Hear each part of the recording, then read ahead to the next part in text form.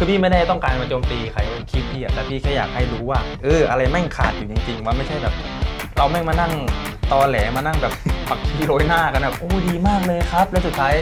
คุณภาพของนักเดินเรือไทยมันก็ไม่ได้ไปสามารถสู้กับเขาได้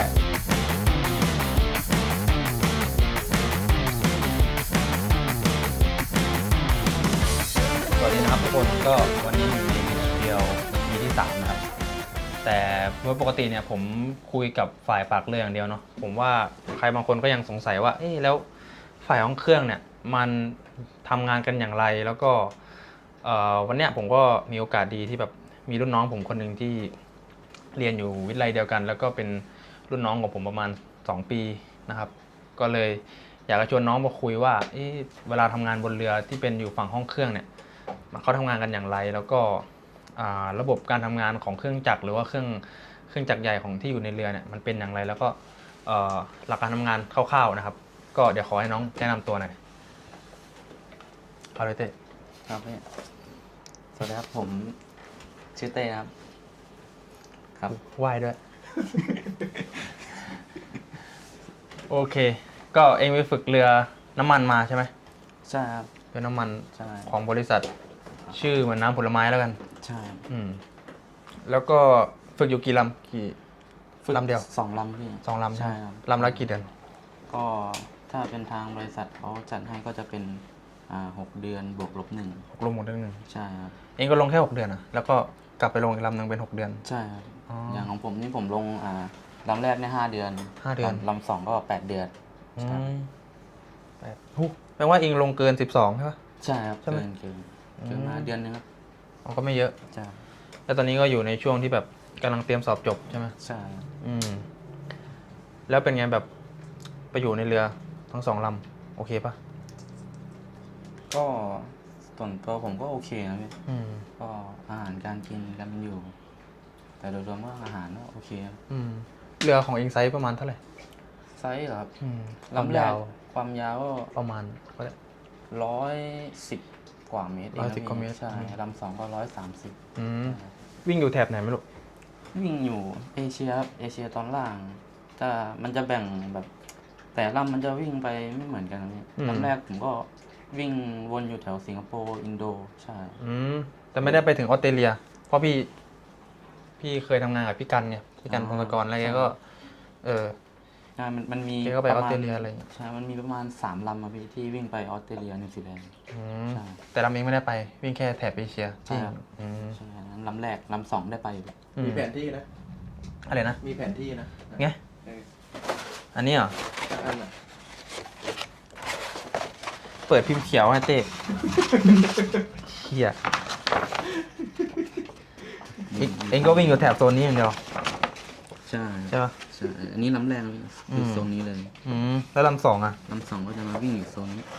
นะครับก็แถบออสเตรเลียนิวซีแลนด์แล้วเป็นไงแบบเป็นพิมพ์เขียวเลยแม่งพิมพ์ห้องเพื่อนผมมีพิมพ์เขียวนะทุกคนมีแผนที่ด้วยแต่แบบขอติงเรื่องสถานที่หน่อยมันโคตรน่ากลัวเลยอย่างกับแบบใครเขาเรียกโลเคชั่นหรอโอเคคำถามไกด์มีอะไรไหมAI มันเป็นที่อะไรไหมกูเนี่ยอีกสัตว์อันนี้ตัดอันนี้ไม่ตัด อันนี้มึงอย่าบอกเขาดิว่ามึงเจน AI มาเฮียพี่อยากรู้ก่อนดีกว่าว่าแบบว่าเขาเรียกอะไรเองเตรียมตัวยังไงก่อนที่แบบจะไปลงเรือเป็น Engine Cadet มีการเตรียมตัวอะไรบ้างไหมมีครับพี่ก็โดยส่วนใหญ่ก็จะเป็นการทำงานของแมชชีนMachinery ใช่ไหมใช่แบบคร่าวๆรู้ไปคร่าวๆก็เป็นสิ่งที่เราเรียนมาแล้วก็ที่ผมจะไปเพิ่มเติมกันเลยก็คือพวกอุปกรณ์เครื่องมือช่างครับใช่อันนี้สำคัญเราลงไปเนี่ยคือเขาไม่ใช่ว่าจะให้เราเนี่ยคือไปทำกับเขาเลยเขาจะให้เราดูก่อนเรียนรู้ก่อนใช่ observe อย่างน้อยเราก็หยิบประแจส่งให้เขาอะไรอย่างเงี้ยใช่เพราะบางเหมือนพี่ตอนเป็นเด็กคาเด็ดใช่ไหมบางแบบว่าบางอุปกรณ์พี่ก็ไม่รู้นะเว้ยบางทีเขามีเรื่องเขามีศัพท์แบบโดยเฉพาะของเขาใช่เราก็ไม่รู้อะไรเงี้ยอย่างเช่นแบบตอนอยู่เรือเบามันจะมีขาหมาอย่างเงี้ย พี่กงเฮ้ยมันอะไรมันคือขาหมาวะ ใช่ มันคือมีมันสับประมาณนั้น ใช่ อ่ะ ฟิลแบบนั้น ที่ไม่อย่างเงี้ย ไม่ที่มันไอเนี่ยเอาไว้ล็อกฝาระวาง อ๋อ เขาเรียกขาหมากูก็เลยงงว่าเทียสับมันแบบงงอ่ะแล้วซึ่งโรงเรียนเราก็ไม่ได้แบบไม่ได้สอนอยู่แล้วไงหมายถึงว่าไอ้เรื่องอะไรที่มันเป็นศัพท์เฉพาะของมันก็ไม่ได้เขาเรียกมันไม่ได้เป็นศัพท์ทางการ ใช่ แล้วพี่อยากรู้ว่าแบบเองเตรียมตัวประมาณไหนก่อนที่เองจะไปลงเป็นคาเด็ด ก่อน แบบ ที่ คร่าวๆก็ได้เพราะบางทีรุ่นน้องรุ่นหลังก็สงสัยแบบ คนที่เขาอยากรู้ว่าเพราะว่าฝ่ายปักเรือพี่ก็คุยกันมากัน2 คนแล้วว่าต้องลงเตรียมตัวยังไงนู่นนี่นั่นแต่ฝ่ายห้องเครื่องมันแตกต่างกันไหม ฝ่ายห้องเครื่องแตกต่างไหมครับ ก็จะแตกต่างตรงที่ในลักษณะการทำงานซะมากกว่าใช่ก็อย่างของผมเตรียมตัวยังไงก็จะเป็นในเรื่องของอย่างที่ผมบอกไปเมื่อข้างต้นนี้ก็คือพวกอุปกรณ์เครื่องมือช่างอะไรพวกนี้แล้วก็การทำงานของแมชชีนรี่คร่าวๆครับคืออย่างผมที่ผมเจอพี่ก็คือ ผมเตรียมไปไม่ได้เตรียมอะไรไปมากเตรียมไปเท่านี้ใช่ครับก็ไปถึงเรือพี่เขาก็คุยกับผมนู่นนี่นั่นถามเอ็งมาฝึกเรือเอ็งอยากจะเอาเนื้อหรือจะเอาแบบน้ำอะไรวันนี้ใช่ไหม ก็แบบอารมณ์แบบแค่อยู่ไปวัน ใช่ครับผมก็เลยบอกว่าอันนี้แบบ ผมไม่ชอบกินเนื้อครับพี่ผม ผมแบบชอบกินแบบ ๆอ๋อชอบกินน้ำ ใช่ครับน้ำเส้นเล็กหมูน้ำตก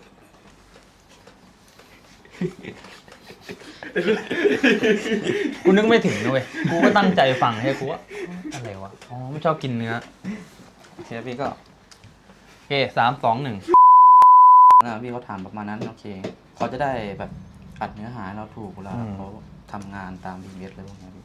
ใช่ แล้วหมายถึงว่าพี่อยากรู้ว่าแบบจากที่เราเรียนไปเนาะในวิทยาลัยอ่ะซึ่งพี่ก็เคยพูดไปในคลิปก่อนๆแล้วว่า IMO เขาก็มีเอาไลน์ของการเรียนหรือโครงสร้างของบทเรียนที่เราต้องเรียนอ่ะแล้วเองคิดว่าไอสิ่งที่เราเรียนไปอ่ะมันเพียงพอไหมกับการที่ต้องไปลงไปฝึกเรือ อะไรที่มันควรจะต้องเสริมต้องอะไรเงี้ยเพราะพี่อยากแบบว่าคลิปที่เราทำกันอ่ะหมายถึงว่ามันก็มีติดเล่นมีอะไรที่เราคุยกันใช่ไหมแต่ว่าสิ่งที่พี่อยากได้จริงๆคืออยากให้สถานศึกษาหรือคนที่เขากำหนดทิศทางของการเรียนหรือว่าไม่ว่าจะเป็นกรมเจ้าท่าเองเขาได้รู้ว่าปัญหาที่แท้จริงของคนเรือคืออะไรเพราะว่าบางคนอ่ะพอ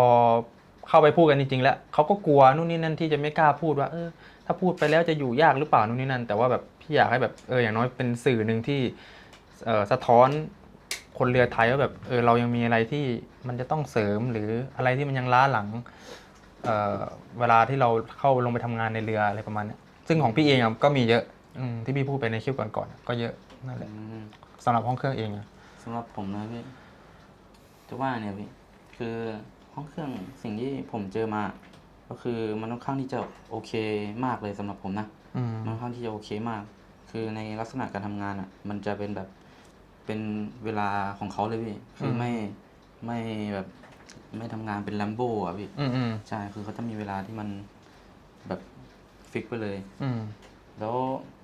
ในเรื่องของการเขาเรียกอะไรกับการที่เรียนไปกับการปฏิบัติจริงอ่ะมันต่างกันเยอะไหมหรือว่าแบบมีอะไรที่ขาดที่ต้องเสริมเติมแต่งอีกไหมอะไรเงี้ยคือนั่นแหละที่พี่บอกพี่ก็ไม่ได้ว่าทาง IMO เนาะเพราะว่าเขาก็คิดมากันหลายประเทศแล้วแต่ว่าโดยสถานศึกษาเองหรือคนที่กำหนดทิศทางการเรียนการสอนอ่ะมันก็จะสามารถเพิ่มเติมไปจากminimum requirement ได้ไงแต่ต้องไม่น้อยไปกว่าที่เขากำหนดอะไรเงี้ยแต่มันมากกว่าได้อะไรประมาณนั้นมันมีอะไรที่ต้องเสริมไหมตอนเราเองมีอะไรที่ต้องเสริมไหมครับพี่ก็ยังไม่มีผมก็ค่อนข้างจะครบถ้วนใช่ไหมของห้องเครื่องนะพี่ของห้องเครื่องตอนนี้ผมก็ยังนึกไม่ออกนะ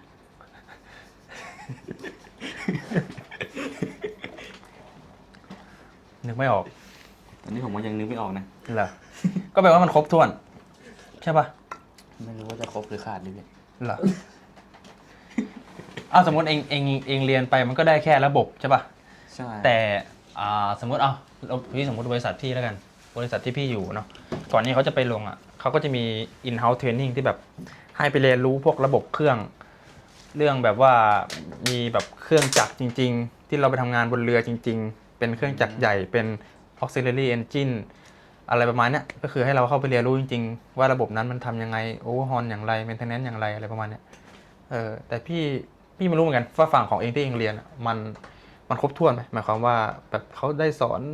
ให้เราได้ลงมือปฏิบัติจริงไหมไม่ใช่เพียงแค่ว่ามานั่งท่องไดอะแกรม อันนี้นึกออกไหม โอเคผมเห็นภาพแล้วก็คืออันเนี้ยจากที่เรียนแล้วก็ไปลงเรือฝึกคาเด็ดนะพี่สิ่งที่มันยังขาดอยู่ก็คือการปฏิบัติจริงๆนี่แหละครับใช่ พี่ว่าห้องเครื่องมันสำคัญไงเรื่อง technical skill ใช่ครับ ใช่ไหม คือสิ่งที่มันยังขาดอยู่จริงๆนะคือการปฏิบัติโดยที่ผมเรียนมาก็คือไม่ได้ปฏิบัตินะ มัน คือ ก็ แบบเครื่องไม้เครื่องมือเราก็ไม่ค่อยมีด้วยนะ ใช่ประมาณ เราได้ทำอะไรเกี่ยวกับซิมูเลเตอร์บ้างไหม ซิมูเลเตอร์ มันช่วยได้ไหมไอซิมูเลเตอร์ที่เราใช้ทำกันแบบเดทชิปนู่นนี่นั่นแม่งพูดตรงๆได้นะเว้ยถ้าพูดไม่ได้พูดได้ ไอเปาคงปิวไปแล้วแหละคลิปไอเปาอ่ะ ได้ไม่คือ ไม่คือถ้าเองไม่พูดเขาเลยอ่ะคือพี่ไม่ได้ต้องการมาโจมตีใครเว้ยคลิปพี่อ่ะแต่พี่แค่อยากให้รู้ว่าอะไรแม่งขาดอยู่จริงๆว่าไม่ใช่แบบ เราแม่งมานั่งตอแหลมานั่งแบบผักชีโรยหน้ากันแบบโอ้ดีมากเลยครับแล้วสุดท้ายคุณภาพของนักเดินเรือไทยมันก็ไม่ได้ไปสามารถสู้กับเขาได้อะเองนึกออกว่าที่พี่ต้องการแค่นั้นเลย ถามว่ามันใช้ได้ไหม ไอซิมูเลเตอร์ชั้น3อ่ะช่วยไหม ช่วยกับตอนลงเรือนะพี่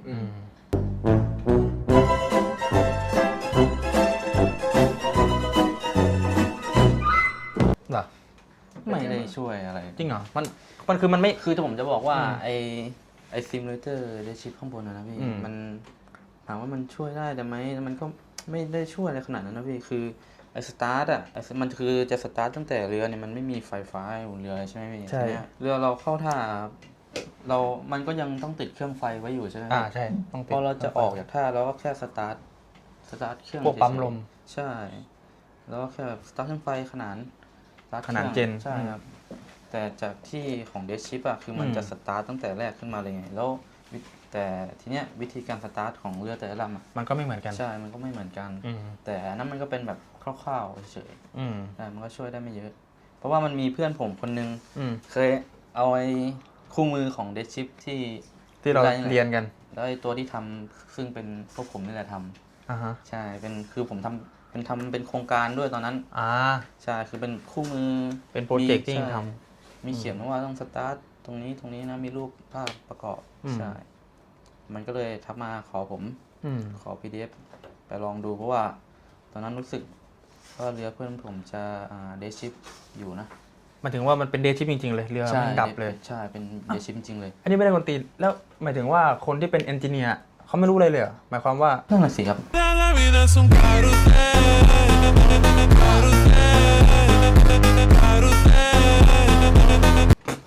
ผม ก็มันทักมาหาผมมาขอ PDF ผมเลยพี่ช็อกว่ะผมก็เลย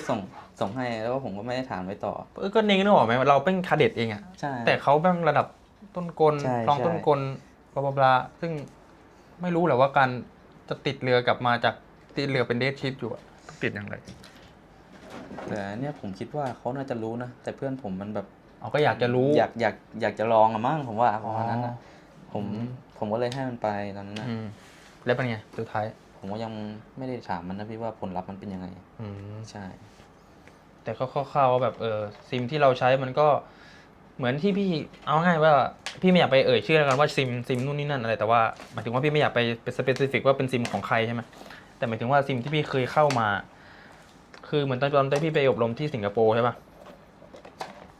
Exit ก็คือเป็น Exit ที่เราใช้อยู่บนเรือจริงๆ Exit ก็คือพวกที่เป็นแผนที่อิเล็กทรอนิกส์เนาะส่วนพวกเรดาร์พวก VHF อะไรก็เป็นจริงๆคือแล้วก็พวกระบบอะไรต่างๆก็เหมือนจริงเลยคือเขาวางซีนาริโอมาให้เราทำจริงๆแต่ที่พี่ไม่ชอบก็คืออารมณ์แบบว่าเวลาเราเล่นในซิมแล้วเราไปเรือมันต่างกันไงซิมเราบางทีมันไม่ได้ถูกอัปเดตตามนั้นอ่ะไม่ได้ตามบนเรือแล้วก็พวก VHF อะไรเงี้ยคือบนเรือพี่คือแบบเป็นวิทยุนักสื่อสารคือมันเหมือนของบนเรือจริงๆเลยแต่ของเราคือแบบแม่งต้องไปนั่งกดหน้าจอที่เป็นคอมแล้วก็กดพูดซึ่งมันแบบอีกเนอะเราไม่ได้ไปจับจริงๆอ่ะแล้วก็สิ่งที่เราเรียนที่พี่ไปอบรมของสิงคโปร์มาใช่ไหมมันก็เลยเปรียบเสมือนว่าแบบเราไปทำงานบนเรือจริงๆเลย มีซีนาริโอให้มีสถานการณ์ให้ว่าสถานการณ์นี้คุณเป็นกัปตันคุณเป็นนายยามคุณเป็นลูกยามคุณจะเทคแอคชั่นอย่างไรนู่นนี่นั่นแล้วก็พูดกันแบบภาษาอังกฤษกันจริงๆเลยเพราะว่าที่พี่ผ่านมาตอนพี่ไปประเมินหรือว่าพี่ไปช่วยเขาอะนะแล้วพี่ก็ได้สังเกตว่าสุดท้ายแม่งแค่เรื่องคอเล็กหรือว่าเรื่องที่เป็นเบสิกพื้นฐานอะเอาง่ายคือคอเล็กมันก็คือเหมือนไบเบิลในการเดินเรือเองไม่รู้วันนี้เองก็ดำเรือไม่ได้ซึ่งบางคนแม่งตอบไม่ได้เลยก่อนที่จะไปลงเรือเป็นปี4อะพี่ก็เลยแบบแล้วสุดท้ายอันไหนมันคือผลลัพธ์หรือประสิทธิผลที่ก่อนที่มึงจะไปฝึกเรืออะไรประมาณเนี้ยพี่ก็เลยแบบอยากให้คนที่เขาฟังอยู่แบบว่าหรือเขาสามารถปรับได้นะหรือถ้าเขาไม่ปรับก็เรื่องของเขาพี่ก็ไม่ได้บังคับเขาแต่ว่าถ้าปรับได้ก็ดีหมายความว่าก็เปรียบเสมือนบนเรือจริงๆไปเลยแล้วก็ซีนาริโอไม่ต้องไปนั่งฟิกแล้วก็ไม่ต้องไปนั่งบอกว่าต้องทำอย่างนี้นะ1 2 3 4เป็นแพทเทิร์นมาให้แล้วยืนสมมติว่าพี่จบไปแล้วพี่ก็เองเล็งเป็นรุ่นน้องพี่ก็เลยบอกว่าเต้ปีที่แล้วพี่ผ่านอันนี้มาเองเอาไปนี้ไปดูอย่างเดียวยังไงก็ผ่านสมมุติว่ามีเรืออยู่2 3 4 ลำแล้วก็เรียนเป็นเรือเองแล้วพี่ก็ผ่านแล้วไง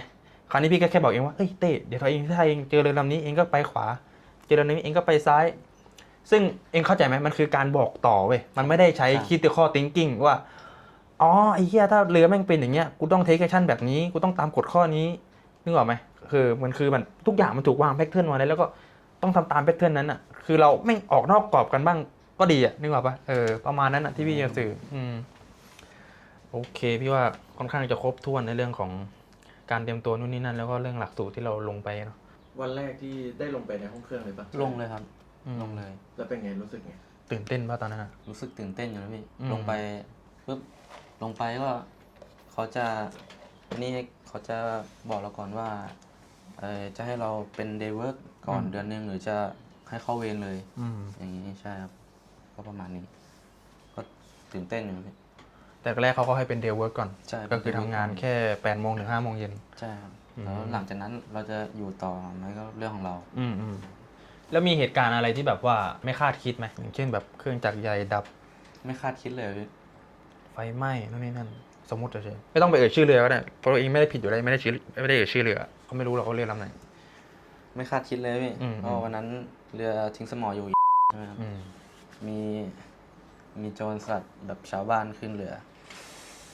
จนตลาดชาวบ้าน คือเป็นแบบโจรชาวบ้านที่มาเอาของนี่แหละครับ แต่ไม่ได้แบบไม่ใช่เหมือนว่า แต่ไม่ได้มาทำร้ายคน ใช่ไม่ได้มาปล้นไม่ได้ มาขโมย ใช่ เฉ มาย ขโมยเลยเรียกว่าโจรชาวบ้านมากกว่า ๆของเราอยู่ฝั่งอินตอนนั้นนะ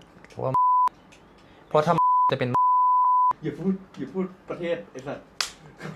คุยเซนเตอร์รัวๆเลยนั่นเอง โอเคอยู่แถวมาลากาสเตทไหมอ่ะ อยู่ฝั่งนี้ไม่ใช่ฝั่งนั้นนะครับฝั่งข้างล่าง เปิดพิมพ์เขียว อยู่ฝั่งไหน อยู่ฝั่งนี่ป่ะฝั่งออสเนี่ยครับ โอเคพี่เคยเข้าประเทศที่อันนี้ก็แม่งก็ถ่ายเงินหลายบาทอยู่โอเคแบบรู้กัน ก็ กูพูดชื่อประเทศไม่ได้ นั้นก็ขึ้นมาพี่คือผมเพิ่งลงเรือได้เดือนเดียวเองมั้งลงเรือได้เดือนเดียวเอง โอ้โห แล้วขึ้นมาก็ตอนนั้นผมก็อยู่ข้างล่างอยู่ คือตอนนั้นเขาทิ้งสมออยู่เหรอหรือว่า ใช่ทิ้งสมออยู่ครับ แล้วเราไม่มีหมายถึงว่าเวรยามนู่นนี่นั่น มีครับก็คือวันนั้นก็คือไอเวรยามที่เป็นAB นี่แหละก็คือเขาแบบไม่ได้เนี่ยสนใจไม่เล่นโทรศัพท์อะไรเงี้ย อันนี้ผมไม่ได้เอ่ยชื่อนะครับ ใช่ ไม่รู้บริษัทไหนเหมือนกันผมก็พูดไปงั้นแหละมันเป็นเรื่องเล่าใช่ก็คือเขาเล่นโทรศัพท์พี่แล้วคนที่เขาเห็นน่ะก็คืคนบนสะพานนะใช่ โคตรเสี่ยงเลยนะเว้ยหมายถึงว่า ใช่ ที่ไม่ ไหนเฮีย ก็จริงเฮียน้องเราเนี่ยเสี่ยงเหมือนกันแหละ แต่ไม่รู้ว่ะก็รู้สึกว่าไอ้เฮียถ้ายังอยู่กันแบบนี้มันก็ความปลอดภัยอยู่ที่ไหนใช่ไหมเรามี ISPS โค้ดนู่นนี่นั่นแต่แบบสุดท้ายก็ปล่อยให้โจรขึ้นมานู่นนี่นั่นมันก็พูดยากว่ะว่าแต่ปกติมันจะมีแกงเวย์วอชไงหมายความว่าเขาก็จะเดินเขาเรียกพาโทรก็คือจะเดินรอบๆเรือดูเส้นดูสมอมีความตึงหย่อนแค่ไหนส่วนบนสะพานเองตอนเป็นพี่อะนะก็จะดูเรดาร์ว่ามีเรือไหนวิ่งเข้ามาไหมน่าสงสัยหรือเปล่าซึ่งเราก็สามารถรู้ได้คร่าวๆเลยหมายความว่าเราอาจจะรู้ตอนที่เขาเกือบจะขึ้นมาแล้วแต่อย่างน้อยเรายังรับมือทันไงแต่ถ้าเป็นคิดดูถ้าเป็นโซมาเลียเองคงจะ ตายหาตายโหงไปแล้วล่ะ ใช่ครับเพราะว่าถ้าเป็นโจรสัตว์โซมาเลียคือวันนั้นน่ะคือถ้าเป็นโจรอ่ะคือเขาจะไม่ให้เข้าไปแบบเหมือนจะเข้าไปเอาไม้ เข้าไปเอาไม้แบบไปตีเขาอย่างเงี้ยพี่คือจะวิ่งเข้าไปใส่เขาอะคือแบบนั้นมันก็ไม่ควรใช่ไหมพี่ ใช่ คือวันนั้นอะที่เขาขึ้นมาข้างบนเรือพี่ก็พวกเราจะเอาไม้กวาดวิ่งเข้าไปตีเขาเฉยเลยถ้าเขามีปืน ก็ชิบหายก็ ใช่ นั่นแหละมันก็ตามนั้นว่ะ แต่ก็เป็นเรื่องที่แบบเซอร์ไพรส์พี่เหมือนกัน แล้วแบบมีเหตุการณ์อะไรอย่างอื่นอีกไหมนอกจากไอ้ตรงที่เองพูดมาข้างต้น คำถามอะไรพี่ผมดูครับ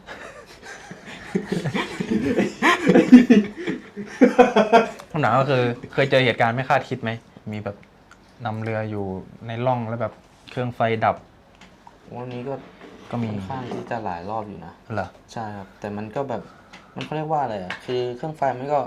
ครบตาม PMS นานแล้วแหละพี่แต่สแปร์มันยังไม่มา ไม่ถึง ใช่สแปร์มันยังไม่มา ก็เลยแบบยังไม่ได้โอเวอร์ฮอลยังไม่ได้อะไรกัน มันก็แบบยังไงอะเครื่องไฟมันก็ค่อนข้างที่จะดับ เพราะเหมือนถ้าเป็นบริษัทพี่อะที่เป็นเครื่องไฟอะไรที่มันเกี่ยวกับโอเวอร์ฮอลอะยกเว้นขึ้นจากใหญ่เนาะก็จะมีเป็นเมเกอร์ขึ้นมาเลย มาโอเวอร์ฮอลเครื่องไฟให้เลยคือไม่ได้แบบช่างบนเรือทำใช่ไหม ไม่พี่ก็นั่นแหละมันก็เป็นอีกเหตุผลหนึ่งที่พี่ก็ไม่เข้าใจเหมือนกันว่าทำไมบริษัทส่วนใหญ่นะไม่ได้หมายความว่าทั้งหมดเวลาเราสั่งของไปเนี่ยพี่ก็รู้แหละว่ามันเดี๋ยวเขาก็จะพูดว่าอ้าวก็มันมีการเซฟบัดเจ็ตมึงไม่รู้หรอกมึงไม่ได้มาอยู่ในจุดนี้นู่นนี่นั่นแต่ว่าบางทีบางอย่างอ่ะมันเป็นของที่แบบว่าเป็น critical equipment อ่ะเครื่องไฟอย่างเงี้ยเองคิดดูถ้าเองอยู่ในร่องแล้วเครื่องไฟดับเหมือนไอ้ลำที่ไปชนสะพานที่สหรัฐอ่ะมันก็มาจากเครื่องไฟกระดับแล้วสุดท้ายก็ไปชนสะพานแล้วก็เกิดเป็นเขาเรียกอะไรเป็น big accident ออกมาซึ่งมันไม่คุ้มกันอ่ะพี่ก็ไม่เข้าใจว่าทำไมบางอย่างที่แบบเป็น safety equipment เป็น critical equipment มันถึงให้ยากให้เย็นก็ไม่เข้าใจแต่ว่าเรือหลายๆลำที่อยู่ในประเทศไทยอะแบบเรือทั่วไปนะเรือน้ำมันอะไรเงี้ย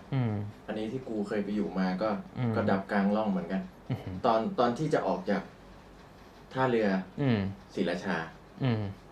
ก็ออกปุ๊บไอ้เหี้ยสักพักแม่งดับขึ้นมานี่จิบหายเลย แล้วพอดับเครื่องดับอย่างเดียวไม่พอไอ้เหี้ยแม่งเหมือนสมองแม่งรูดลงตึ้งเขาปล่อยหรือเปล่าเพราะว่าเครื่องดับไม่คือเรือมันเก่าแบบเก่าจัดเลย30 ปีอ่ะบริษัทไทยเนี่ยแหละเรือน้ำมันคือกูไม่ได้ว่าเรือไทยเราไม่ดีไปซะทั้งหมดหรอกแต่ว่าแม่งส่วนมากอ่ะที่กูรู้ได้ยินจากคนอื่นมาหรือจาก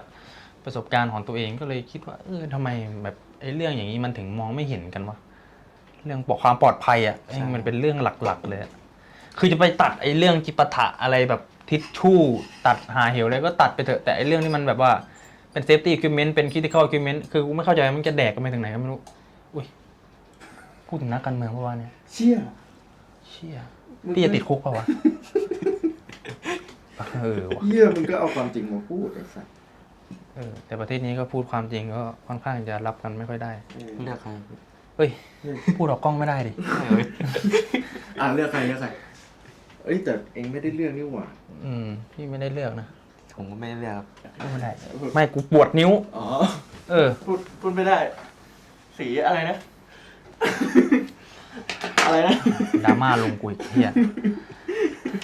ต่อกูคลิปนี้แม่งหนักสุดแล้วคุยกับไอ้เต้เนี่ยไอ้สัสจะติดคุกไหมเนี่ยแล้วเคยมีแบบคอนฟ lict กับพวกฝ่ายปากเรือไหมเพราะมันเป็นเรื่องหนึ่งที่พี่แบบว่าบางลำนะหมายถึงว่าบางคนเขาก็หมายความว่าห้องเครื่องกับปากเรือแม่งจะไม่ค่อยถูกกันบางลำไม่ได้หมายถึงทุกลำซึ่งพี่ก็ไม่เข้าใจว่าเรือก็เรือลำเดียวกันแต่ทำไมยังมีคอนฟ lict กันเหมือนแบบบางทีเขาก็แซะกันไปแซะกันมาอะไรประมาณนี้ของเองเจอไหมเจอครับพี่เจอทั้ง2 ลำเลยมันค่อนข้างที่จะแบบผมก็ไม่ได้สนใจอยู่แล้วผมก็เองก็ทำงานในส่วนของเองไปใช่ครับผมก็คือเข้าถึงได้ทั้ง2 ฝ่ายใช่ผมเป็นคาเด็ดด้วยพี่คือจะไม่เขาเลยเราวางตัวอย่างนั้นไม่ได้ด้วยแหละไปเลือกฝั่งก็ไม่ได้ใช่ คือแต่ผมก็เห็นภาพแบบนั้นมา ก็บ่อย ใช่ ๆ มา ไม่รู้ว่าเพราะว่าพี่คิดว่าถ้ามันเป็นอย่างนั้นอ่ะพอมันเกิดความแข่งขันกันหรือบางอะไรเงี้ยเรื่องที่หลักๆที่มันจะถูกลดทอนลงไปก็คือเรื่องความปลอดภัยนี่แหละกลับมาสู่เรื่องความปลอดภัยก็คือเขาเรียกอะไรอ่ะมันก็จ้องที่จะแซะกันจ้องที่จะนี่สุดท้ายมันก็ไม่ได้มีความสามัคคีกันอ่ะซึ่งพี่ก็เคยพูดไปในคลิปของพี่แล้วแหละว่า คือกล้าไปถามได้เลยก็คือ แบบว่าเวลาเราทำงานอะเนาะกับการทำงานที่แบบเป็นทีมเดียวกันกับมานั่งแยกฝ่ายกันอะสุดท้ายเป็นทีมเดียวกันมันก็ดีกว่าปะช่วยกันทำช่วยกันนู่นนี่นั่นนั่นแหละเพราะสุดท้ายปากเรือไม่มีห้องเครื่องเรือก็ไปไม่ได้ห้องเครื่องไม่มีปากเรือเรือก็นำไม่ได้มันก็สำคัญทั้งคู่อะ เพราะว่าส่วนใหญ่มันจะเกิดจากอะไรวะ ส่วนใหญ่นะโอเคที่เกิดนะครับก็รู้สึกจะเป็นที่ผมเจอมานะรู้สึกจะเป็นเรื่องงานนะพี่คือแบบเกี่ยงกันอย่างเงี้ยอย่างผมยกตัวอย่างแล้วกันอย่างเช่นเราจะล้างกองคาร์โก้ใช่ไหมพี่แล้วไอ้กองคาร์โก้ของผมเนี่ยมันจะค่อนข้างมีอุณหภูมิที่สูงแล้วก็ร้อนคือแบบมันต้องใช้คนเยอะแล้วงานเนี้ยคือของฝ่ายปักเรือมันเป็นของเขาแต่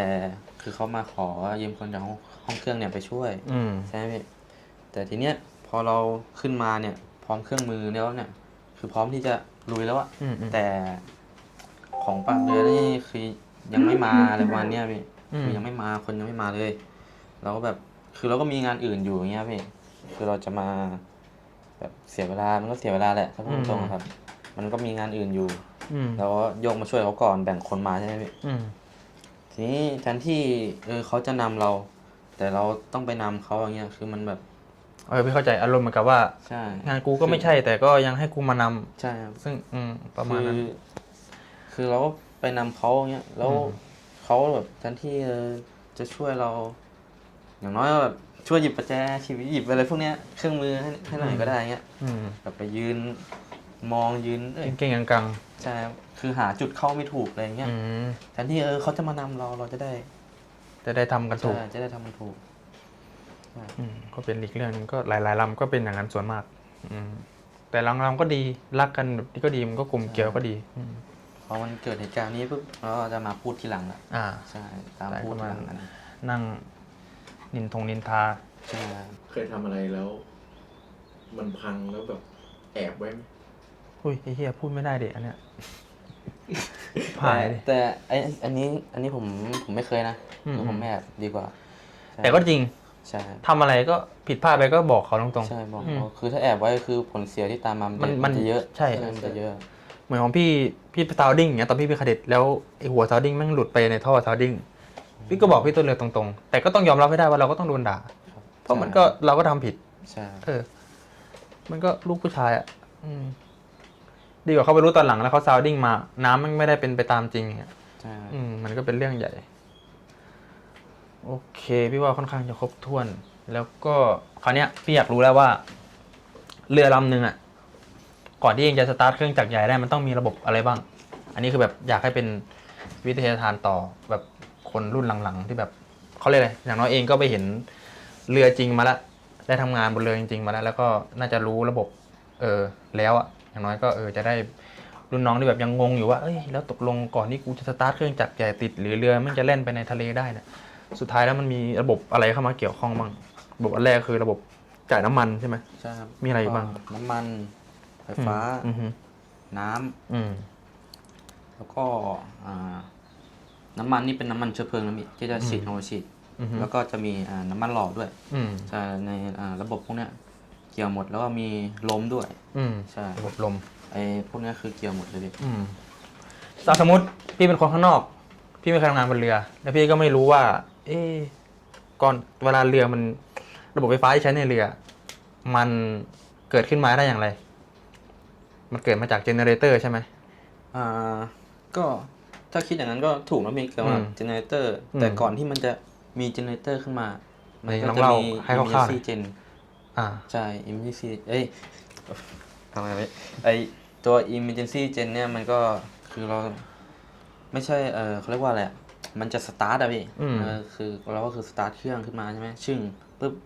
เราก็ตัว emergency เนี่ย มันจะไปสตาร์ทไอ้พวก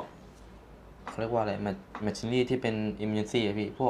วกปั๊มลมตัว2เนี่ยที่เขาจะใช้เป็น emergency แต่พอตัว2ปั๊มลมตัว2เนี่ยมันสตาร์ทขึ้นมาปุ๊บมันก็จะเราก็จะไปสตาร์ทเจนคือเราจะมาสตาร์ทเจนเครื่องไฟตัวหลักแล้วพอเราสตาร์ทเจนตัวหลักขึ้นมาได้ปุ๊บเราเลิกตัว emergency ก่อนเพราะเราไม่ใช้แล้วเราก็ปรับเป็น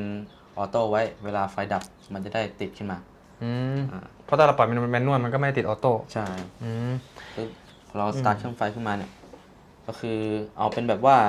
แบบคร่าวๆก็คือเราสตาร์ทเจนเสร็จ2 เครื่องปุ๊บแล้วก็สตาร์ทเครื่องใหญ่ๆเลยสมมติพี่อยากรู้ว่าแล้วพี่คือเหมือนตอนพี่เรียนมันก็ได้เรียนไปลงพื้นว่าก่อนที่จะมาเป็นเจเนเรเตอร์ใช่ไหมมันก็มี auxiliary engine ใช่ซึ่ง auxiliary engine มันคืออะไรมันทำหน้าที่ทำไมมันถึงผลิตไฟได้ที่พี่อยากรู้หมายถึงว่าสำหรับคนที่เขาไม่ได้อยู่ในวงการเรือก็คือมันก็จะเปลี่ยนจากพลังงานกลเป็นพลังงานไฟฟ้าเนี่ยครับใช่ก็คือมันเอาเครื่องนี้มาปั่นไฟใช่ครับมาปั่นไฟเป็นจากพลังงานกลเป็นพลังงานไฟฟ้ามันก็ได้เป็นไฟฟ้า440 โวลต์ขึ้นมาอย่างแล้วคราวนี้เราก็มาทรานส์ฟอร์มก็คือใช้ทรานส์ฟอร์เมอร์เพื่อลดลงมาให้กลายเป็น220ใช่แต่ตอนผลิตตอนแรกมันเป็น440ก่อนใช่โอเคใช่ครับมันจะมีพวก auxiliary อีกหลายตัวก็เช่นปั๊มลมเงี้ยคือก่อนที่เราจะสตาร์ทเครื่องใหญ่เราก็ต้องเปิดวาล์วปั๊มลมก่อนเพราะว่าลูกสูบมันต้องใช้ลมในการอัดใช่ไหมใช่เพื่อให้ไอตัวของลูกสูบมันเคลื่อนที่เหรอหรือว่าไงใช่ลูกสูบมันเคลื่อนที่ลงแล้วก็ขยับแล้วส่วนของระบบน้ำมันล่ะเราเป็นน้ำมันเชื้อเพลิงก่อนเดี๋ยวค่อยไปเข้าลูปออยล์ทีหลังถ้าน้ำมันเชื้อเพลิงก็คือเราใช้น้ำมันอะไรบนเรือเราใช้น้ำมัน FO ครับ FO ก็คือใช่น้ำมัน FO แล้วก็ Heavy Fuel ใช่ไหมใช่ครับแล้วก็ MDO อันนี้เป็น Marine Diesel Oil ใช่ครับเป็น DO ของที่ใช้บนเรือใช่ก็เรือบางลำก็อาจจะมีเปลี่ยนมาใช้น้ำมัน DO ขนาดตอนที่ก่อนจะเข้าเทียบท่าพี่ใช่เพราะมันมีในเรื่องของซัลเฟอร์เข้ามาเกี่ยวข้องบางลำก็ถ้าไม่ได้อยู่ในพื้นที่ก็ใช้ FO เข้าได้เพราะว่าพื้นที่ถ้าไม่ได้อยู่ในพื้นที่ EGA Zone นะใช่ครับตัว Emission Control Area ก็คือมาควบคุมในเรื่องของการปล่อยซัลเฟอร์ยิ่งสมัยใหม่ก็มีในเรื่องของการปล่อยคาร์บอนไดออกไซด์ว่าห้ามปล่อยเท่าไหร่นู่นนี่นั่นมาเกี่ยวข้องก็เลยต้องใช้ในเรื่องของถ้าเป็นลำพี่มันก็จะเป็นถ้าอยู่ในท่าเนาะมันก็จะเป็นULSFO Ultra Low Sulfur Fuel Oil ถ้าเป็นอยู่ข้างนอกก็จะเป็นไอตัวของ Very Low Sulfur นั่นแหละประมาณนั้นแล้วมันทำงานยังไงพอหมายถึงว่ามันอยู่ในแท้งแล้วมันจะไปไหนต่อสมมติมันอยู่ใน FO แท้งใช่แล้วมันไปเข้าไปในเครื่องใหญ่ๆได้ไงก็ก่อนที่มันจะเข้าเครื่องใหญ่ๆเนี่ยไอ้น้ำมันที่เรารับมาเนี่ยมันเป็นน้ำมันที่แบบมันจะอยู่ค่อนข้างที่จะต่ำสุดของเขาเรียกว่าอะไรคือเกือบจะถึงขั้นล่างสุดใช่เกือบจะถึงขั้นล่างสุดของยางมะตอยพี่แบบเป็นพวกมันเป็นน้ำมันไอ้นี่หนืดละใช่มันจะต้องผ่านเขาเรียกว่าการทำความสะอาดเพิ่มประสิทธิภาพของน้ำมันก่อนก็โดยผ่าน Purify ใช่ผ่าน Purify ก็ก่อนที่ไปเข้าเพียวเนี่ยมันจะต้องทำให้น้ำมันเนี่ยมันสะอาดก่อนเขาเรียกว่าไม่ใช่ครับก็คือให้น้ำมันมันแบบเหลวก่อนก็คือผ่านฮีเตอร์ใช่ครับพอเข้าเพียวเนี่ยถ้าไม่ผ่านฮีเตอร์แล้วน้ำมันมันหนักเข้าเพียวแล้วมันจะแบบมีอาการเขาเรียกว่าอาการเรียกโฟมีอาการโฟได้มันนำหนักเลยเครื่องมันสั่นเพียวมันสั่นเนี่ยมันเกิดการโฟได้คือหมายถึงว่าเอาง่ายก่อน Purify มันคือเครื่องที่เหวี่ยงหนีศูนย์กลางใช่ไหมใช่ครับใช่ไหมเพื่อที่จะแยกน้ำกับน้ำมันใช่เพราะนี้พอมันหนักมากเกิดการที่แบบว่าเหมือนเครื่องซักผ้าที่ปั่นแล้วเราโยกใช่ไหมมันก็จะเอ็นไปทางด้านใดท่านหนึ่งอย่างนั้นใช่ไหมที่พี่เข้าใจมันคือมันเข้ามามันเข้าเพียวปุ๊บมันถ้าน้ำมัน เขาเรียกว่าอะไรอะน้ำมันมัน หนัก ห เกิ นื น ดมากมันหนัก มันจะแล้วเพียวเนี่ยมันหมุนด้วยแรงเหวี่ยงในศูนย์กลางใช่ไหมพี่คือมันจะเกิดแบบมันหนักอะพี่มันจะเกิดการเขาเรียกว่าเพียวโฟได้ใช่ก็จะประมาณนั้น โฟนี่คือโอเวอร์โฟมาข้างนอกเหรอ ก็คือเหมือนว่าก็คือน้ำมันมันออกมาเนี่ยแหละพี่น้ำมันที่เข้ามาในเพียวแทนที่เราจะเพียวแล้วให้มันแบบสะอาดแล้วเอาไปใช้แต่ทีเนี้ยมันยังไม่ได้ที่จะเอาออกไปใช้เลยคือมันก็โฟออกมาแล้วเข้าใจแล้วก็คือมันกระเด็นออกมาซะก่อนใช่ทีนี้มันก็จะแบ่งไปว่าโฟข้างโฟบนอะไรเป็นยังไงเป็นเรื่องราวของเทคนิคไปใช่โอเคพอผ่านเพียวแล้วไปไหนต่อคะนี่ก็ผ่านเพียวแล้วก่อนที่จะเข้าเครื่องมันก็จะผ่านเขาเรียกว่า Viscosity ก่อนใช่ผ่านตัวตรวจจับ Viscosity ก่อนไอ้ Viscosity นี้ค่าความหนืดปะใช่ครับคือตัวบอกค่าความหนืดของน้ำมัน Viscosity แล้วก็เข้าเครื่องครับเข้าเครื่องก็คือจะเข้าไปยังตัวของหัวฉีดใช่ครับ ejector ใช่ injection ใช่ไหมinjection ผมจำไม่ได้ fuel injection ใช่คราวนี้พี่ได้ยินมาว่าไอ้ตัว fuel injection น่ะมันก็ต้องมีเราก็ต้องปรับว่าให้น้ำมันมันฝอยมากฝอยน้อยมากแค่ไหนช่วยด้วยใช่ไหมใช่มีปรับอันนี้เรารู้ได้ไงเราก็ไปดูในแมนนวลครับว่าโอเคเราต้องปรับเท่าไหร่แล้วพี่เห็นมันจะมีเครื่องเทสใช่ไหมก่อนที่จะเอาไปใส่ในตัวของเมนเอนจินอ่ะใช่ครับเพราะพี่เคยเห็นห้องเครื่องเขาทำกันประมาณนั้นก็จะเข้าไปสู่ห้องไปสู่เครื่องจักรใหญ่แล้วก็เหมือนเครื่องยนต์ปกติสันดาปภายในปกติใช่ไหม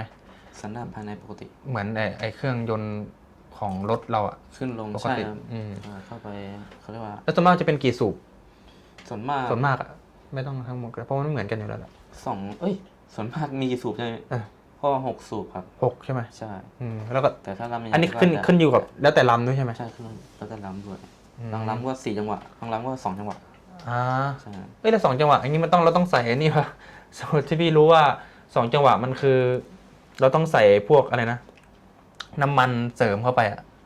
อันนี้ไม่เกี่ยวน้ำมันอะไรพี่สมมุติว่าจะเป็นเครื่องเป็นรถ2 จังหวะอย่างเงี้ยมันจะต้องใส่อะไรสักอย่างที่เป็นเคมีคอลเพิ่มประสิทธิภาพน้ำมันนู่นนี่นั่นต้องใส่ปะไม่ต้องใช่ไหมอันนั้นไม่ต้องใส่ครับแต่ถ้าเป็นไอเนี้ยถ้าเป็นเครื่องของเครื่องยนต์ของ Rescue อ่ะพี่อันนั้นน่ะใส่Rescue Boat ก็เป็นลำเล็กใช่ครับอันนั้นใส่ผมอันนี้คือเท่าที่เห็นมานะพี่ตีเขาใส่ได้ไปแล้วเนาะส่วน2 ระบบก็จะเป็นระบบไฟฟ้าแล้วก็ระบบจ่ายน้ำมันแล้วก็จะเป็นระบบต่อไประบบลมครับมันยังไงบ้างลมระบบลมก็มันเกี่ยวข้องกับเครื่องจักรยานยังไงมันจะเกี่ยวข้องตรงที่ลมเนี่ยมันจะเข้าไปดันลูกสูบนะพี่ก็คือถ้าปกติเครื่องรถยนต์เนี่ยมันจะใช้ตัวไดสตาร์ทใช่แต่เรือเนี่ยจะใช้ลมเข้าไปดันลูกสูบแทนให้มันหมุนพอเขาเวียงหมุนขึ้นลงใช่จากนั้นก็เข้าสู่กระบวนการจุดระเบิดดูดระเบิดคายเนาะแล้วพี่อยากรู้ว่ากรณีที่เราจะผลิตลมขึ้นมาเนี่ยมันก็จะมีปั๊มลมตัวใหญ่เลยใช่ไหมในห้องเครื่องใช่ครับมีปั๊มลม2 ตัวแล้วมันดูดลมมาจากข้างนอกเหรอก็ว่าเป็นอากาศจากภายในห้องเครื่องเลยใช่ก็คือดูดเข้ามาเลยมีลูกสูบเหมือนกันขึ้นลงเหมือนกันแต่แค่ไม่มีจุดระเบิดเฉยๆก็คือเราดูดเอาลมเข้ามาเฉยครับแค่อัดลมคอมเพรสลมใช่คอมเพรสโอเคนั่นก็จะเป็นส่วนของระบบลมระบบต่อไปมีอะไรบ้างระบบน้ำใช่ระบบน้ำก็คือเครื่องยนต์บนเรือเนี่ยมันค่อนข้างที่จะมีขนาดใหญ่นะพี่คือมันจะต้องมีน้ำเข้าไปหล่อเย็นนะครับน้ำเข้าไปหล่อเย็นก็คือระบบน้ำเนี่ยมันจะเข้าไปหล่อไอ้พวกเสื้อสูทพวกตัวของแจ็คเก็ตใช่ไหมใช่เขาเรียกว่าน้ำแจ็คเก็ตใช่ซึ่งน้ำแจ็คเก็ตเอาง่ายๆก็คือเหมือนน้ำที่เข้าไปไหลผ่านคือที่พี่รู้ที่พี่จำได้เนาะแต่ถ้าไม่ถูกก็บอกนะก็คือเหมือนกับว่าตัวของเมนเอนจินอ่ะมันก็จะใช้ตัวของน้ำจืดใช่ไหมเฟสวอเตอร์เข้าไปตัวเขาเรียกอะไรคูลิ่งดาวเพื่อให้ทำให้อุณหภูมิมันต่ำลงเหมือนไปเซอร์คูลเลตข้างใน ไม่ใช่ข้างในก็คือผ่านตัวแจ็คเก็ตนั่นแหละ ใช่ครับคือ คราวนี้ ผ่าน ก่อนที่จะมาเขาเรียกน้ำที่ผ่านไปน่ะก็จะมาถูกแลกเปลี่ยนความร้อนกับตัวของน้ำที่ถูกดูดขึ้นมาจากซีเชส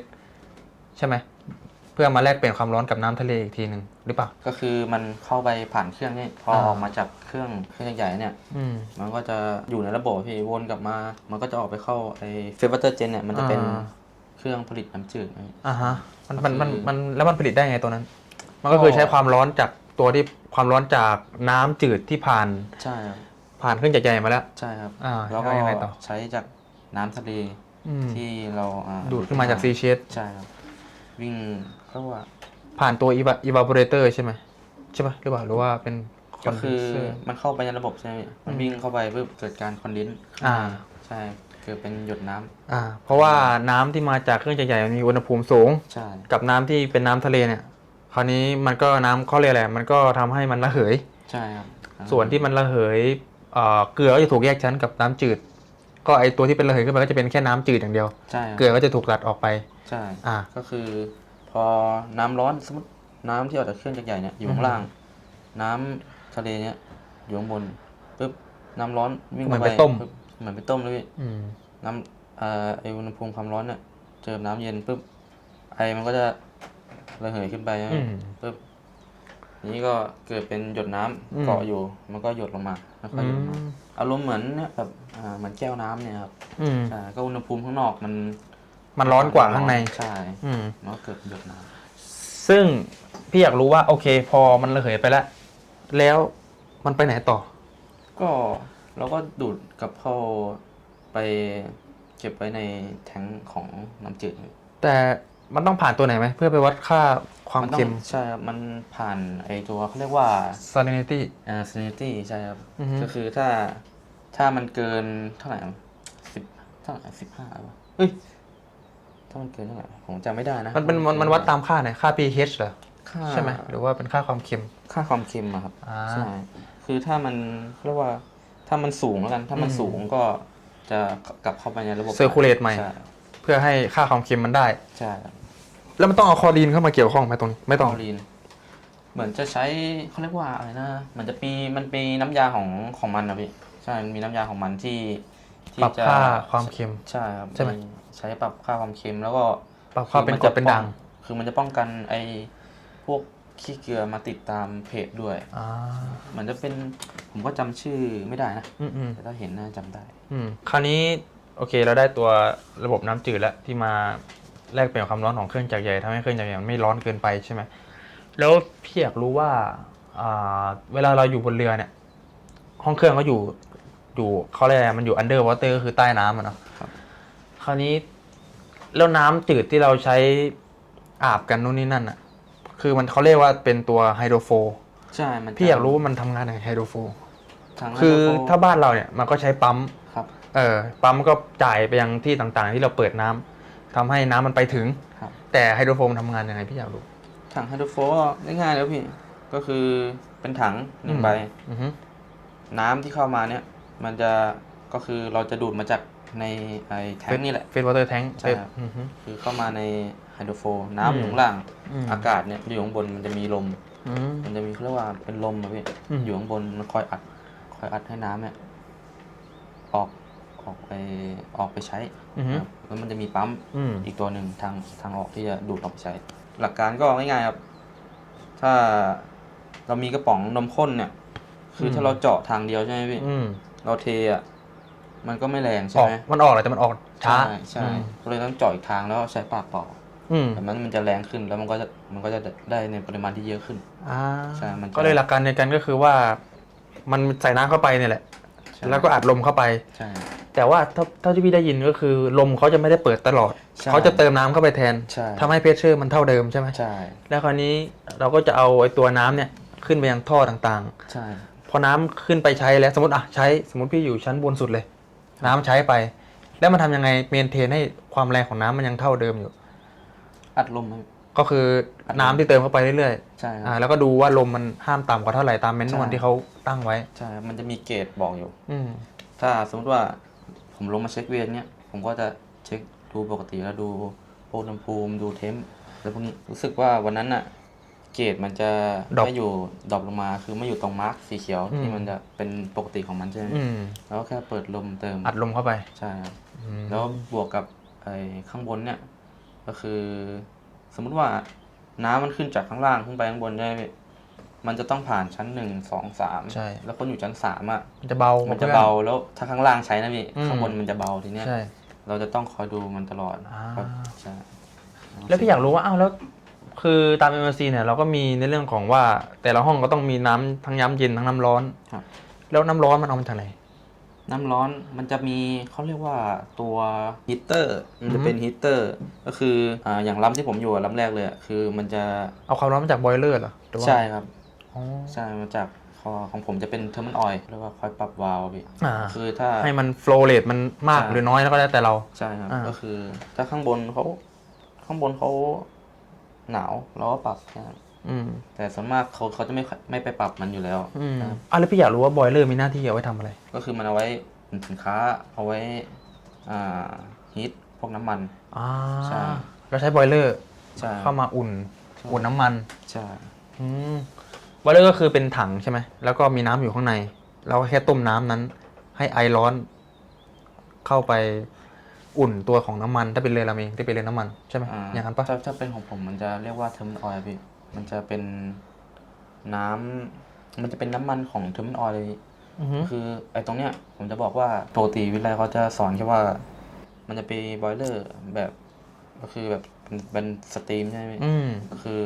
ไฟวิ่งในหลอดน้ำอยู่ข้างนอกอะไรแบบนี้แต่ของผมอ่ะมันเป็นเทอร์มินออยล์ที่เขาเรียกว่ามันจะมีน้ำมันของเทอร์มินออยล์เนี่ยวิ่งอยู่ในคดลวดวนแล้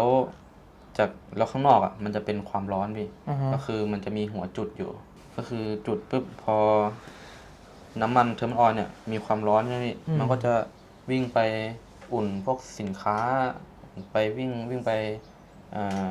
อุ่นพวกน้ำมันอะไรพวกนี้ครับใช่เทอร์โมก็คืออุณหภูมิออยล์ก็คือน้ำมันก็คือเป็นน้ำมันที่ใช้สำหรับอุ่นตัวนี้โดยเฉพาะเลยใช่ไหมเป็นน้ำมันเฉพาะเลยใช่ไหมตัวนี้ใช่ครับก็เลยเรียกว่าเทอร์โมออยล์ใช่โอเคเทอร์โมก็คือความร้อนนั่นแหละเทอร์โมออยล์ก็คือน้ำมันโอเคแล้วคราวนี้ระบบต่อไปก็เป็นระบบพวกสิ่งปฏิกูลนะเพราะบางคนอาจจะสงสัยว่าถ้าเป็นเรือแบบว่าชาวบ้านทั่วไปเขาเวลาเขาเขาอะไรเงี้ยมันก็จะลงมาทะเลไปเลยแต่ว่าเวลาเราไปต่างประเทศมันก็จะมีพวกมาโพก็เป็นพวกของมารีนโพลูชันเข้ามาเกี่ยวข้องว่าเราไม่สามารถที่จะปล่อยอะไรไปได้บ้างพวกไม่ว่าจะเป็นพวกของแอร์โพลูชันพวกของซีเวจพวกของกาเบจพวกของจะเป็นในตัวของออยล์เองแล้วก็พวกของน็อกเซตลิควิดต่างๆใช่ไหมที่ห้ามปล่อยซึ่งตัวนี้พี่อยากรู้ว่าโอเคแล้วสมมุติว่าเราใช้น้ำล้างมือเราอาบน้ำตัวนี้ไปไหนต่อสิ่งปฏิกูลแต่ที่เราเราฉี่เรานู่นนี่นั่นก็ลงไปถังนั่นนี่ซีเวจครับถังซีเวจใช่ไปลงถังซีเวจคืออธิบายให้พี่ฟังหน่อยมันก็จะลงมาในเขาเรียกว่าถังซีเวจครับถังซีเวจไม่มีกี่แชมเบอร์นะ3ใช่ไหมถังซีเวจนี่มี3แชมเบอร์ครับก็คือห้องแรกเนี่ยจะเป็นห้องที่เอาไว้พอของเสียลงมาเนี่ยมันจะมีเขาเรียกว่าโบเวอร์ที่เอาไว้อัดอากาศทำให้เขาเรียกว่าของเสียสิ่งปฏิกูลเนี่ยไอ้พวกของเสียเนี่ยพอเราเติมอากาศเข้าไปมันก็จะมีพวกออกซิเจนใช่ไหมมันทำให้เหมือนไปเร่งปฏิกิริยาทำให้ไอ้พวกของเสียมันฆ่าเองใช่ไหมเท่าที่พี่จำได้ใช่มันแบบมันชอบแล้วมันจะมีคือพอเข้าห้องแรกปุ๊บมันจะมีกลิ่นส่งกลิ่นออกมาพอจากนั้นมันจะไปพอเสร็จปุ๊บมันจะไปเข้าห้องที่2ห้องที่2เนี่ย settling tank ใช่ไหมคือ settling chamber ห้องที่2เนี่ยมันจะเหมือนว่ามันจะแยกของหนักกับของเบาพี่ก็คือพวกกากก็จะลงมาข้างล่างส่วนน้ำก็จะเข้าผ่านไปสู่ห้องที่แชมเบอร์ที่3ใช่ส่วนไอ้ของหนักเนี่ยมันก็จะย้อนกลับมาที่ห้องแรกเพื่อที่จะบำบัดเพื่อไปฆ่าใช่ให้ไปฆ่ากันแล้วมันก็จะวนกลับมาห้อง2เพราะว่าพอฆ่าเสร็จแล้วมันก็จะมีน้ำมาผสมนี่แหละใช่โอเคคราวนี้พอจากห้องที่2ไปห้องที่3ใช่พอไปห้องที่3เนี่ยห้องที่3นี้ก็เราเรียกว่าอะไรนะ chlorination chlorination ก็คือการเติมคลอรีนเข้าไปตรงนี้เติมคลอรีนเข้าไปเพื่อที่จะเขาเรียกว่าเขาเรียกอะไรปรับคุณภาพน้ำ ก่อนที่จะดิชาร์จ ก่อนที่จะปล่อย ใช่ ออกสู่โอเวอร์บอร์ดหรือว่าถ้าอยู่ในท่าก็เราไปเข้าสู่เขาเรียกว่าอะไรนะ holding tank เพื่อที่จะก็คือ holding ก็คือเหมือนกับว่าโฮก็คือการรอเหมือนกับว่าให้ไปพักไว้ถังนี้ก่อนที่จะปล่อยออกโอเวอร์บอร์ดเพราะว่าบางท่าเขาก็ไม่ให้ปล่อยซึ่งถามว่าคลอรีนอ่ะตัวของมันก็คือมันเป็นการฆ่าเชื้อนี่แหละ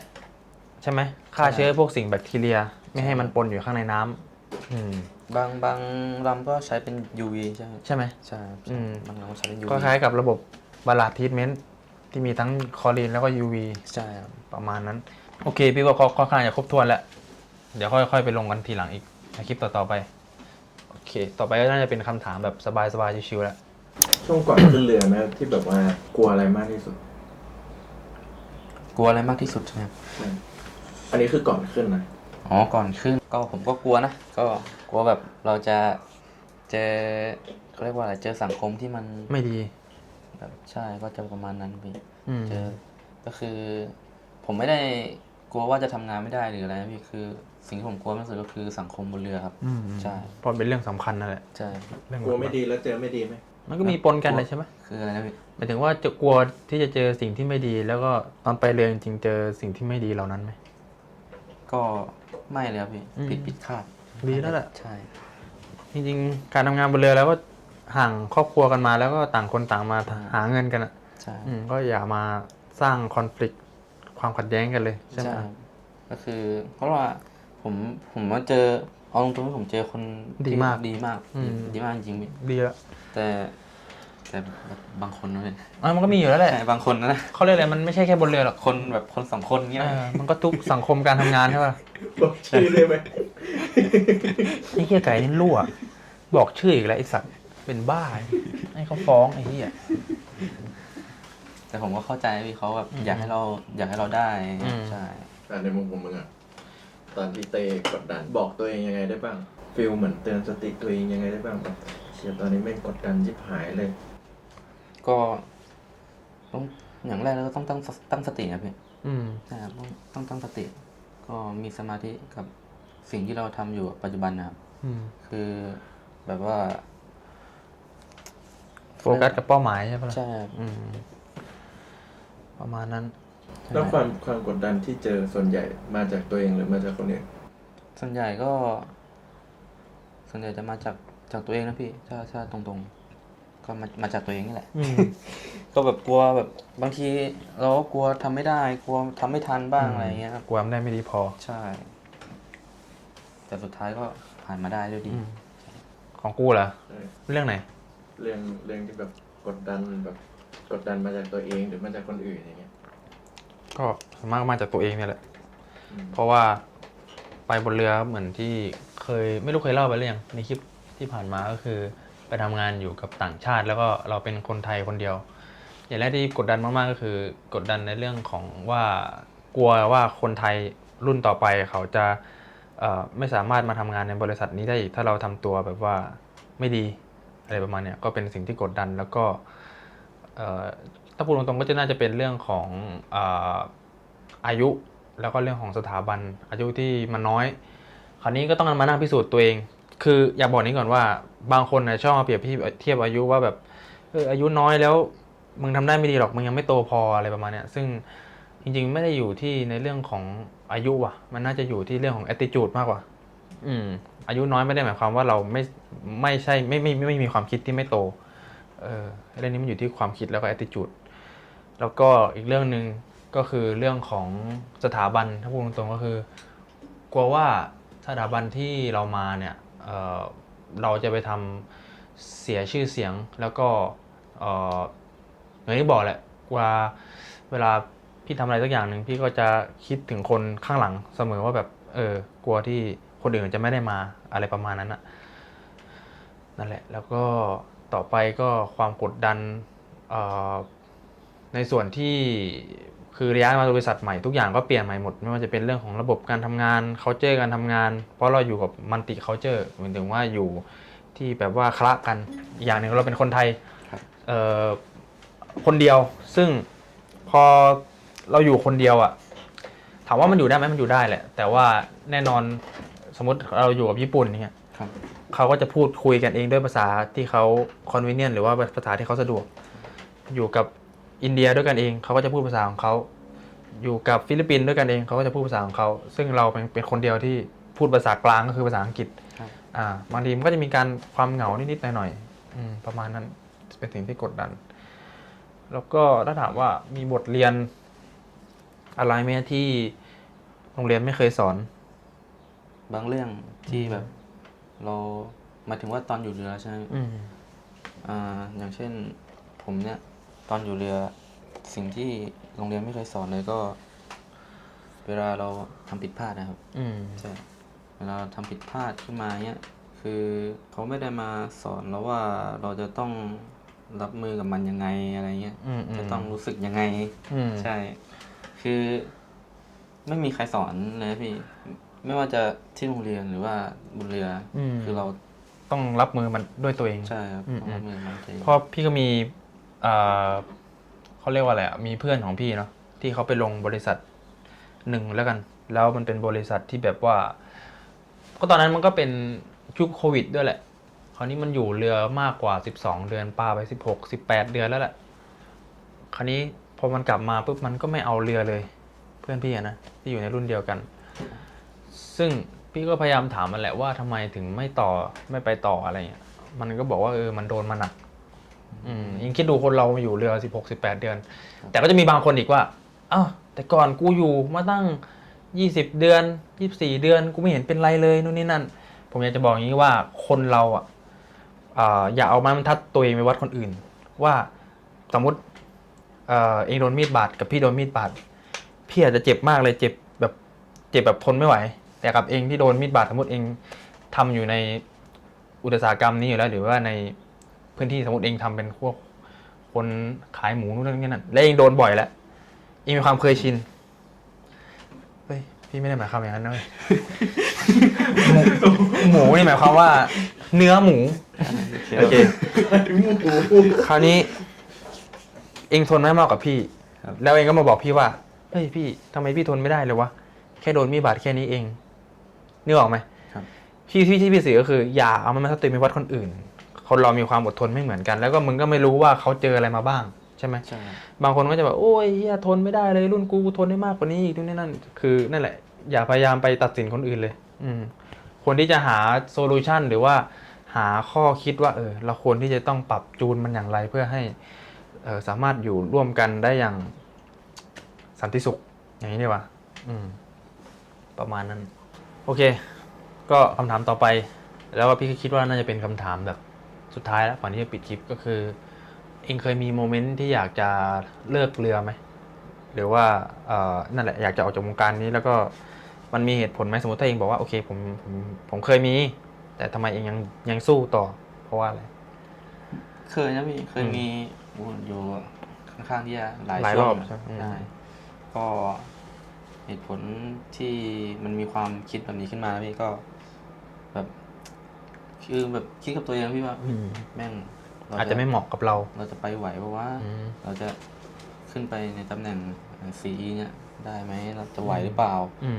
สอบก็ค่อนข้างที่จะหลายอย่างหลายตัวอะไรเงี้ยพี่ผมก็คิดนะแต่พอเขาเรียกว่าอะไรอ่ะพอถึงจุดหนึ่งที่เราแบบเราไม่มีเวลาที่จะมาคิดอะไรอยู่กับตัวเองเนี่ยใช่มันก็หายไปเรื่องก็หายไปปุ๊บแล้วมันก็กลับมาใหม่แต่พอมันกลับมารอบเนี้ยก็คือแบบว่าเฮ้ยอยู่ต่อแล้วเราก็ทำได้นี่หว่าอะไรอย่างเงี้ยใช่ครับเราก็ทำได้นี่หว่าเงินเดือนมันก็สูงมันก็สูงมั่งเราแบบเราในระดับเนี้ยพี่จบแบบวิชาชีพใช่วิชาชีพชั้นสูงมาเนี้ยอยู่บกเราก็ได้เท่าไหร่12,000ใช่ครับมันก็ไม่ได้มากกว่าใช่โอ้โหเงินเดือนมันก็สูงอย่างเงี้ยเราจะคือแบบเราจะไม่เขวอะไรเงี้ยก็คือเราฟันธงไปเลยอยู่ต่อแล้วก็ตั้งเป้าประมาณนั้นส่วนถ้าเป็นของพี่ก็เหมือนนี่แหละคำนึงว่าพี่ก็คิดหลายรอบว่าบางทีมันมีช่วงที่ยากลำบากมากเลยแล้วก็เคยคิดว่าอยากจะเลิกเรือแต่สุดท้ายเหมือนที่บอกพอเราอยู่ไปแล้วเราก็รู้สึกว่าเราก็อยู่ได้นี่หว่าแล้วก็เหมือนที่บอกกันแหละก็คือเรื่องของเงินคือคนเราเนี่ยทำงานด้วยเพื่อเงินอยู่แล้วล่ะ บางคนอาจจะบอกว่าทำไมไม่ทำงานเพื่อบริษัทมันเพื่อเงินนู่นนี่นั่นมันไม่มีใครทำงานเพื่อนู่นนี่นั่นหรอกคนเรามันทำงานหาเงินทั้งนั้นซึ่งสุดท้ายเหมือนที่บอกก็คือวุฒิเรามันก็ไม่ได้ขนาดนั้น แต่ว่าเราไปทำงานบนเรือคือไม่ได้มีวุฒิมาเกี่ยวข้องก็คือสกิลล้วนๆสกิลไม่ว่าจะเป็นเรื่องของสกิลที่เป็นสกิลการทำงานแล้วก็ในเรื่องของซอฟต์สกิลมันก็สำคัญทั้งคู่นั่นแหละก็เลยทำให้เราที่สามารถtake responsibility ตรงนี้ไปได้ว่าโอเคการทำงานในตำแหน่งสูงแล้วก็มีค่าตอบแทนที่มันสูงก็เลยทำให้เราอยากจะอยู่ในวงการนี้ต่อไปแต่นั่นแหละก็อยากจะบอกทุกคนที่แบบว่าเพราะพี่ก็ได้ยินเรื่องราวมาเยอะมากเลยว่าแบบมีเด็กที่ไปฝึกเรือมาแล้วก็ออกจากวงการนี้ระหว่างทางเนื่องจากเจอสังคมที่มันท็อกซิกใช่แล้วก็สังคมที่มันแบบว่าไม่ได้คิดถึงใจเขาใจเราอ่ะคือเหมือนที่บอกไปนั่นแหละก็คือบางคนเขาจะชอบเอาไม้บรรทัดตัวเองไปวัดคนอื่นตลอดว่าตอนกูอยู่เป็นคาเด็ดกูหนักกว่านี้อีกนู่นนี่นั่นซึ่งเราหยุดเถอะครับไอ้แบบความคิดชุดความคิดแบบนี้ก็คือนั่นแหละคนเรามันไม่ได้มีความเขาเรียกอะไรเรามาต่างจากเขาเรียกอะไรต่างในเรื่องของพื้นเพหรือพื้นฐานชีวิตที่ไม่เหมือนกันก็ควรไม่ต้องมานั่งตัดสินใครก็คือทำงานในส่วนใครส่วนมันทำให้ดีที่สุดแล้วก็ถ้าเด็กใหม่มันผิดพลาดก็แค่สอนก่อนที่คุณเป็นคาเด็ดสมมุติว่าคุณเป็นกัปตันเป็นต้นกลมาแล้วอย่างเงี้ยตอนที่คุณเป็นคาเด็ดคุณก็ไม่ได้รู้อะไรเหมือนกันนึกออกปะซึ่งบนเรือมันไม่ได้มีใครเก่งมากเก่งน้อยเลยมันเพียงแค่ว่าใครเจอมากเจอน้อยแค่นั้นเองพอเรามีประสบการณ์มากเราก็เหมือนคนที่เก่งมากเพราะเราทำซ้ำมันตลอดจนกลายเป็นสกิลสุดท้ายนี้ก็นั่นแหละอยากให้อยู่เรือกันอย่างสันติสุขพึ่งพาช่วยเหลือกันสำหรับวันนี้ก็พี่คิดว่าครบถ้วนแล้วก็คลิปนี้ค่อนข้างน่าจะยาวพอสมควรแต่ก็นั่นแหละครับก็ขอบคุณน้องเต้มากที่มาร่วมพูดคุยแล้วก็ให้ความรู้สำหรับพอดแคสต์อันนี้แล้วก็คือผมจริงๆก็อยากจะคุยกับคนอื่นแหละแต่ว่าเพื่อนผมเองก็ยังทำงานอยู่บนเรือที่เป็นฝ่ายห้องเครื่องเนาะก็ยังไม่มีโอกาสเข้าไปได้คุยแล้วก็คนที่เป็นคนใหญ่คนโตในวงการปณิธนาวีก็ยังไม่มีโอกาสเพราะว่าเราไม่ได้มีงบเข้าไปจ้างเขานู่นนี่นั่นเพื่อที่จะมานั่งคุยอย่างนี้เพราะเวลาเขาก็มีค่าทุกคนก็ถ้า